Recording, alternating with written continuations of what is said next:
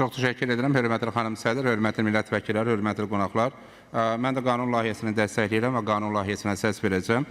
Eyni zamanda ikinci oxunuşun tələblərinə uyğun olaraq bir sıra məqamları qeyd etmək istərdim. Təbii ki, ikinci oxunuşun tələblərinə uyğun olaraq biz 2025-ci ilin dövlət büdcəsinin icra sənədini qiymətləndirən zaman həm büdcənin gəlirlər və eyni zamanda xərclər, eləcə də gəlir və xərc maddələrinə ayrı-ayrılıqda baxmağımız önəmlidir. Nəzərə alsaq ki, 2025-ci ilin dövlət büdcəsinin icrası təsdiq edir ki, ötən il bütövlükdə büdcənin gəlirlər istiqaməti, yəni gəlirlər maddəsi üzrə fiskal diversifikasiya meyillərinə nail olmaq mümkün olub. Belə ki, 2025-ci ilin dövlət büdcəsinə qeyri-neft qaz sektorundan 20 milyard 365 milyon manat vəsait cəlb olunub ki, bu da büdcə gəlirlərinin, yəni bizim müzakirə etdiyimiz istiqamət üzrə 52% deməkdir. Yəni, bu eyni zamanda bu deməkdir ki, 2025-ci ildə büdcə gəlirlərinin yarıdan çoxu qeyri-neft və qaz sektorunun payına düşüb ki, bu da təbii ki, iqtisadi diversifikasiya baxımından, beləcə də fiskal şahlama baxımından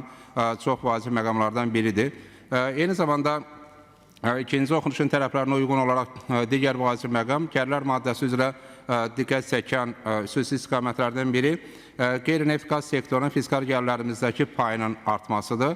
Belə ki, 2025-ci ildə vergi orqanlarının xətti ilə dövlət büdcəsinə 16 milyard 335 milyon manat vəsait daxil olub ki, bu da bütövlükdə daxil olan vəsaitlərin 73,4%-nin qeyri-neft qaz sektorunun payına düşdüyündən xəbər verir. Digər maddə təbii ki, kömürlük orqanları vasitəsilə dövlət büdcəsinə daxil olmalardır ki, 2025-ci ildə bu rəqəm 6 milyard 369 milyon manat olub. Sadəcə bu istiqamət üzrə bir məqam qeyd etmək lazım ki, kömürlük orqanlarının xüsusən inkişaf etmiş ölkələrin təcrübəsi göstərir ki, funksiyası daha çox fiskal deyil, daha çox iqtisadi təhlükəsinin qorunmasına xidmət edir. O baxımdan biz bu maddə üzrə kömürlük orqanları xətti ilə dövlət büdcəsinə daxil olmaları qiymətləndirən zaman xüsusilə bir məqama diqqət yetirməliyik ki, artıq Azərbaycanda da ekosistemdə baş verən keyfiyyət dəyişikliklərinə uyğun olaraq kömürlük orqanlarının iqtisadi təhlükəsinin qorunmasındakı roluna xüsusi diqqət ayrılır və bu təbii ki, fiskal ötərilərlə müqayisədə kömürlük orqanlarının funksional olaraq iqtisadi təhlükəsizdəki rolunun artmasına gətirib çıxaracaq. Qeyri-neft qaz sektoru üzrə vergi tədiyyə növlərinə, yəni bu maddələr üzrə diqqət etirsək, burada diqqət çəkən məqamlardan biri qeyri-neft qaz sektorunda mənfəət vergisi üzrə proqnoza 5,3% az əməl edilməsidir.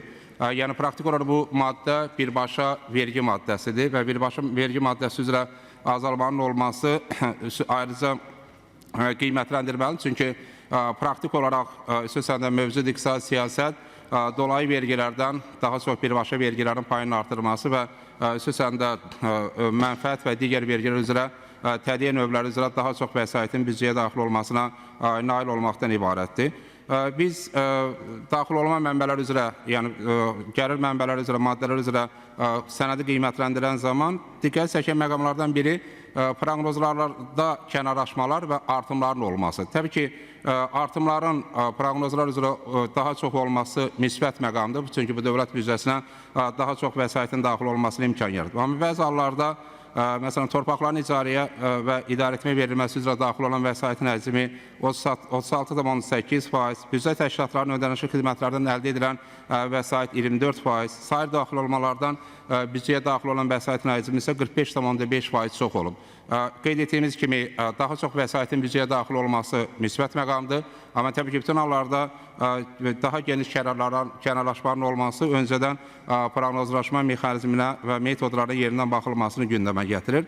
Xərclər maddəsi üzrə təbii ki, biz xüsusən 2025-ci ildə 5-ci sosial paketin icrasını qeyd etməliyik. Sosial maddə üzrə ayrılan vəsaitlərin həcmində, beləcə də Cənab Prezidentin rəhbərliyi ilə 5-ci sosial paketin icra olunması 2025-ci ildə 3 milyon artıq vətəndaşımızın sosial paketdən faydalanmasına imkan yaradır. Bu büdcədən əlavə olaraq bu istiqaməti 1,4 milyard manat vəsaitin ayrılması anlamına gəlir.